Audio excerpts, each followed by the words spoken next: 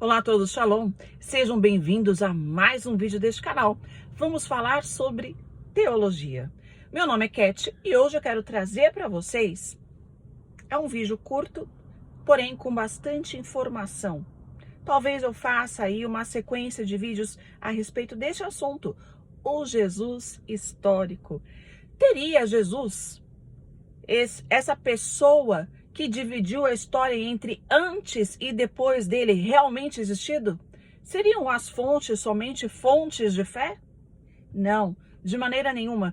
Jesus realmente existiu. Nós temos fontes históricas de que esse homem, esse judeu, ele não só existiu, mas deixou um grande legado.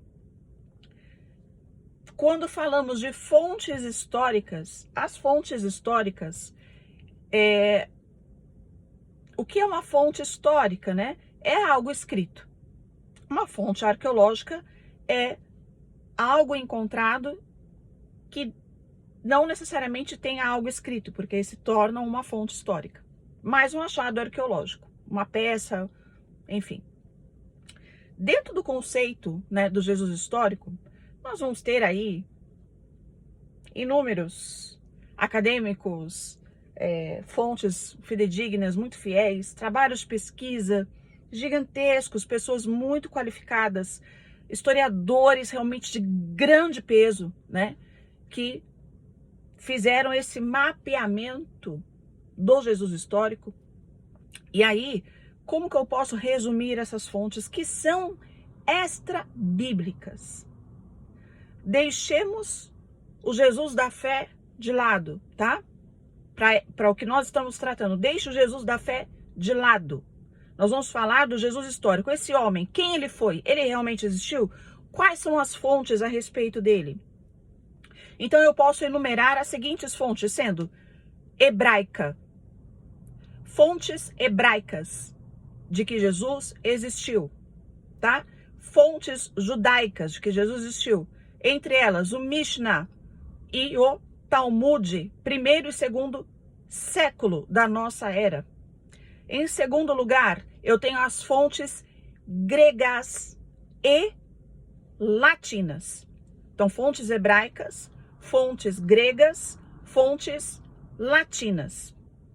Dentre as fontes gregas e latinas, eu vou ter historiadores romanos. O historiador Flávio Joséfo, embora ele tenha sido um homem judeu e historiador, é considerado uma fonte grega, né? Porque os seus escritos foram todos em grego. E ele data entre o nascimento de Flávio Joséfo, né? Entre o primeiro e o segundo século da nossa era. Os outros historiadores, nós temos Suetônio, nós temos Plínio, o jovem, e nós temos Tácitos. Essas fontes, então, são as principais.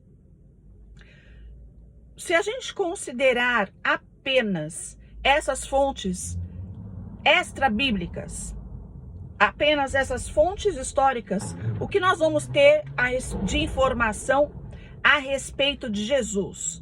Nós vamos ter que ele foi um homem judeu, nasceu, morreu e viveu como judeu. Sim, ele foi acusado pelo Sinédrio, pela cúpula judaica. Ele foi acusado, condenado e executado. Por quais crimes cometidos? Blasfêmia e bruxaria. Prática de bruxaria. Essas duas condenações têm como pena de morte, segundo a Torá, segundo a lei, a aplicação do apedrejamento, a morte por sequilar. Ele foi, por essas fontes, condenado a isso, porém, executado por Roma. Segundo o próprio Talmud, Jesus, ele foi pendurado. A palavra para pendurado, o Talmud é escrito em aramaico, é talui. Jesus foi pendurado. Embora tenha sido pelo Sinédrio condenado ao apedrejamento, por essas duas coisas que eu citei, ele foi pendurado. E segundo os outros historiadores, Suetônio, Plínio e Tácitos, nós vamos rastrear a realidade histórica daquilo que aconteceu nesse período entre o nascimento de Jesus, o movimento que criou-se. Então, o que criou-se ali? Muitos judeus, primeiramente os judeus, reconheceram que esse homem seria o seu Messias. E o Talmud vai nos dizer que ele causou um alvoroço porque muitos aceitaram a sua nova doutrina. Então, era uma nova seita judaica que se surgia. E nós vamos ter, aí os detalhes não vou trazer hoje, mas... E aí nós vamos ter também, dentro de Suetônio, de Plínio e de Tácito, que esse movimento para Roma, quem não adorasse os seus deuses, eram considerados ateus. E aí o que aconteceu? Os judeus são monoteístas, eles não vão se deitar, se curvar a outros deuses. E aqueles judeus, e claro, os gentios também ali se uniram, foram se convertendo e foram aceitando, né, essa seita, que era como se diz? Que eram, a gente chama historicamente de judeus cristãos, mas eles, à época, eram chamados de nazarenos e seguidores do caminho. Então, esse povo aí criou-se então um movimento, e esses historiadores vão nos trazer que isso começa 20 anos depois do nascimento de Jesus, lá por 49 a 52 da nossa era, da Era Comum. Esse movimento se intensifica, começa a ficar muito mais forte. As autoridades começam então a intervir, a matar e a executar os judeus cristãos, porque eles não se curvaram aos deuses romanos. Muitos foram crucificados. Segundo a gente tem Flávio Joséfo, nos diz isso. Segundo a gente tem Plínio também nos diz que executou, crucificou esses judeus que não se renderam aos deuses romanos. Então, só para trazer aí um vislumbre, resumidamente, é isso, tá? Aí a gente pode tratar mais detalhadamente o que essas fontes nos trazem de informação. Mas o que eles vão, em termos gerais, vamos resumir, tá? Em termos gerais, o que eles vão nos trazer? Jesus foi um cara que existiu, nasceu, morreu, viveu como judeu. Ele causou um movimento, ele criou, não é que ele criou, mas dele surgiu assim uma seita nova. Essa seita muitos aceitaram e muitos outros foram contra.